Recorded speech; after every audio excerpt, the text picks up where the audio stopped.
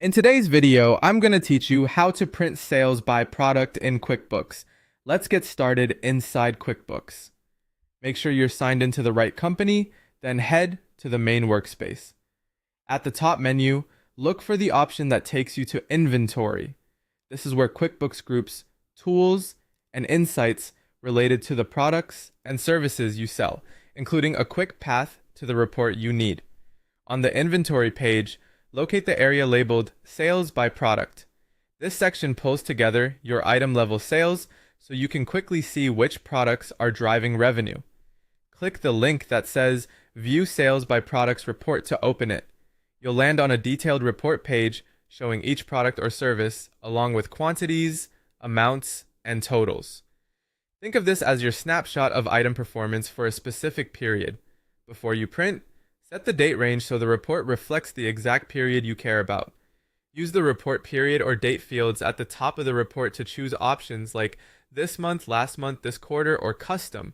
If you pick custom, select the start and end dates from the calendars. Taking a moment here ensures you're not missing recent sales or including older activity you don't want. As the report refreshes, skim the totals and make sure the numbers align with what you expect for that time frame. Once everything looks good, you're ready to print. At the top of the report, find the small printer icon. Clicking that opens a print-friendly view of the report. QuickBooks formats the page so column widths and headers fit better on paper. From there, your browser's print window appears. In the print window, choose your destination printer. If you need a digital copy for email or filing, select Save as PDF from the destination list. Set the layout to portrait or landscape, depending on how your columns fit best. Landscape can help if your product names are long or you have many columns. Adjust margins or scale if the right edge looks cut off in the preview.